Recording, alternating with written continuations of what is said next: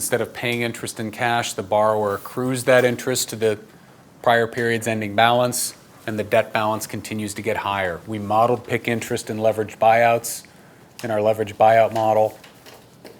PIK debt was typical of LBO structures the last several years, probably until mid-07. It's tough to do any deals in private equity right now, but especially tough to find PIK debt. All right, everybody clear on that? Everybody remember the mechanics of modeling that PIK interest? Another accounting question. This is another one that people have seen a lot of. I've gotten probably 3 or 4 students come back. I've had 3 or 4 come back to me and tell me that they've seen this exact question out there. All right, so explain how a company purchasing raw material from a vendor is going to work its way through the income statement and balance sheet. When they first purchase it, that inventory balance would increase by the amount of the purchase. And we're assuming that they've bought it on account, so accounts payable would increase by $100 as well. All right, so we're debiting inventory, crediting accounts payable, if we want to talk debits and credits.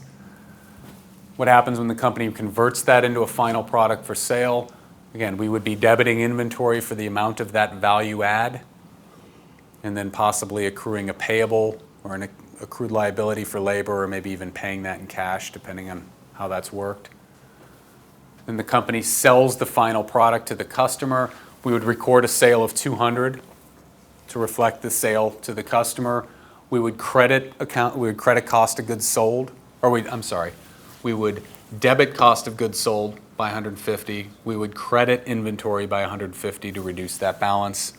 We would pay back our payable to our vendor. Okay, we would pay that labor if we hadn't done so already, and retained earnings would increase by $50. That would be the profit on the finished goods, assuming no taxes here. All right, so be prepared to talk through that from an accounting standpoint. Let's talk about some interview prep, interview tips. All right, when you're prepping for your interviews, we talked about this before, stay on top of the financial markets, read the journal. All right, if you've got access to Bloomberg, that's a great source. Reuters, Yahoo Finance actually has a lot of good articles on there as well. All right, just make sure you're reading a number of different sources. If you're trying to figure out company or industry-specific information, a couple different sites. If you're looking for company-specific information, there's a site called vault.com, and you can register, and I think you can get a lot of their content for free. If you want some of the additional content, you have to pay for it, but I think you get a lot for free. It'll talk about the company, what industry it serves. It'll talk about a lot of specifics relative to that company. There'll be message boards where current and former employees might post. Take those with a grain of salt. You never know who your source is there, but you can get a sense for how the company compensates its employees, how it structures bonus pools. You might even find out about some of the goings-on within the company that aren't otherwise public. And if you're looking for industry information, wetfeet.com is one site. There are probably many sites that'll give industry information. I remember when I was in business school, my career office had an industry overview for every single industry. It had compensation surveys for industries as well. Talked about how many students in the prior years had gotten jobs in particular industries, jobs with particular companies. So I would say use your career services, whatever information they make available to you, rely on that as well. You might also look at Wetfeet for kind of industry guidelines, industry overviews too. Common financial technical questions, obviously the ones we just went through are some good ones. The ones in the handouts are good ones. If you review your course materials, I'm sure you could think up dozens of other technical questions that someone might ask. If you want additional information, Vault sells an interview prep book. I think it's like $129, if I'm not mistaken.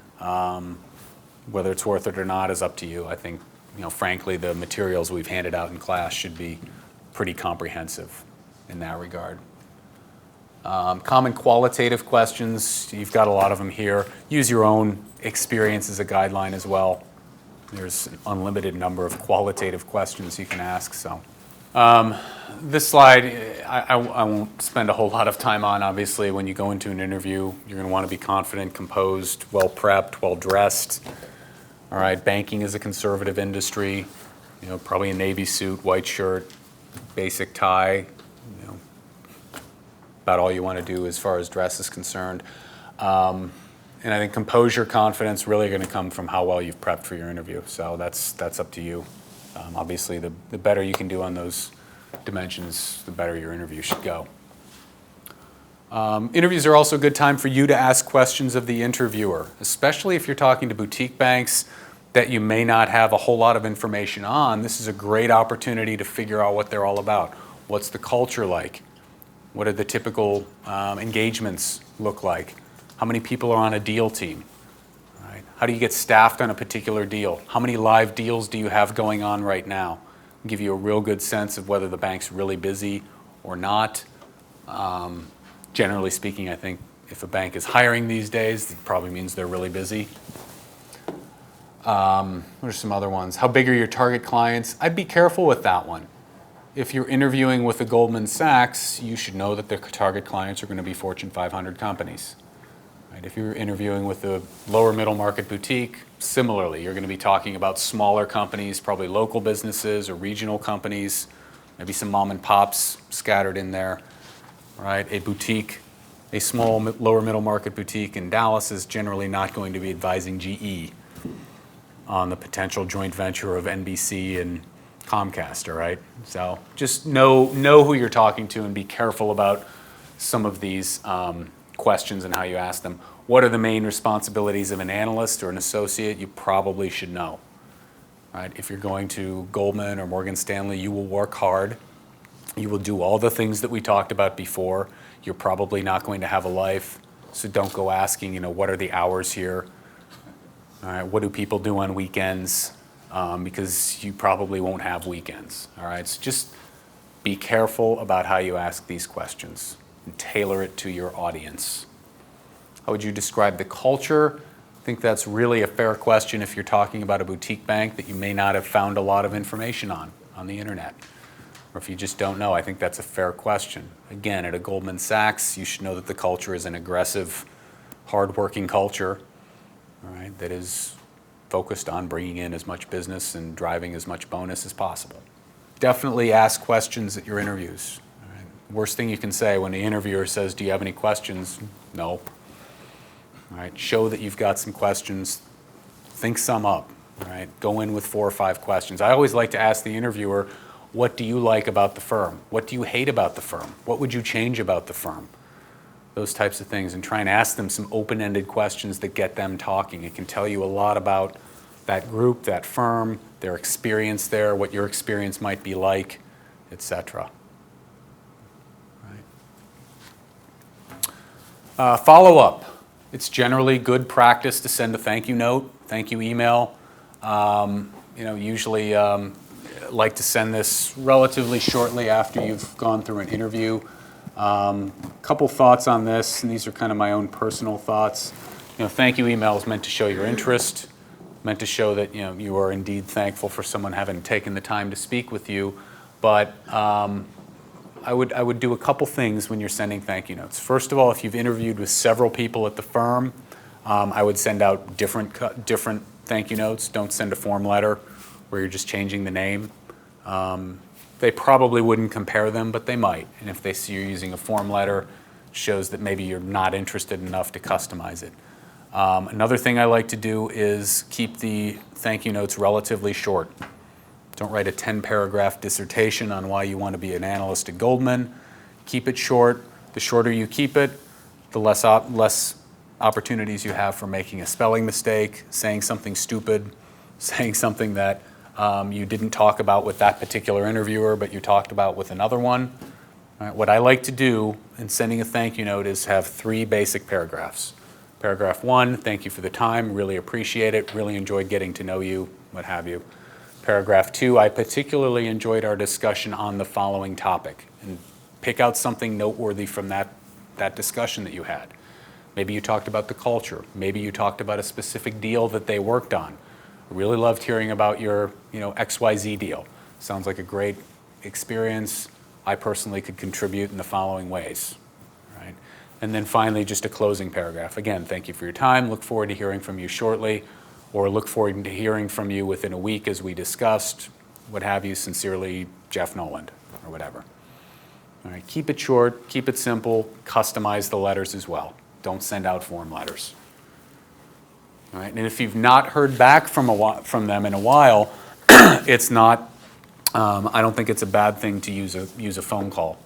Use these sparingly. I like to only call once if I have to. And actually I do, the way I send my thank you notes, I usually wait a day or two to send the thank you note, especially if they say we're going to be back to you in a day or two, or 3 days or so. Lob in a thank you note 1 or 2 days afterward, kind of jog their memory. Oh yeah, Jeff is still hanging out there. I still need to respond to him. And then if I still haven't heard within a few days, then I can use a phone call.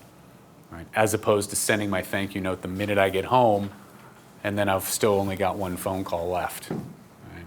So be judicious, whatever works for you. You don't want to, again, you don't want to send form letters. You don't want to send too long of emails. And you don't want to, obviously, you do not want to be making 10 or 15 phone calls to the firm every day to check up on the status. All right? Use your best judgment there. There's a couple things to keep in mind. Even within the same firm, different groups can have different dynamics. All right? Different groups can be more prestigious at particular firms. So you're going to want to think about that in terms of what groups you're going to target. You also want to think about how you might fit into a particular group. If you interview with 2 different groups at an investment bank, you might have 2 very different sets of personalities, 2 very different interview experiences, and I think you're going to want to, by and large, pick the group where at least you feel like you fit a little bit better, or is a better fit for you, what have you. It's just something to consider. Hours, again, on the bulge bracket firms, you're signing over your life for 2 years, pretty much.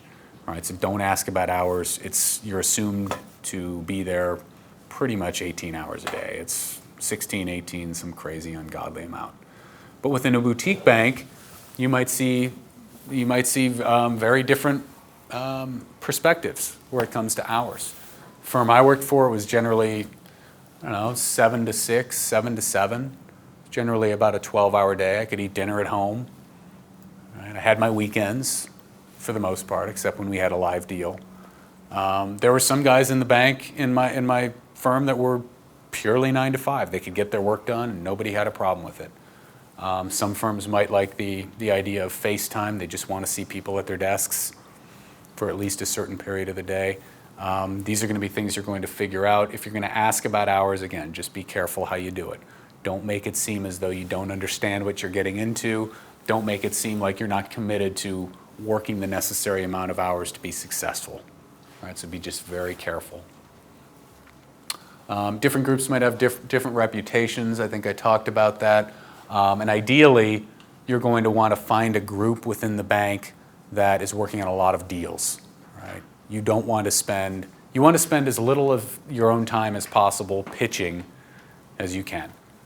Pitching is interesting to go through once or twice, but once you've gone through a few pitches, frankly, they don't vary all that much. Pitch books don't vary all that much, and they're not as marketable on a resume as live deals.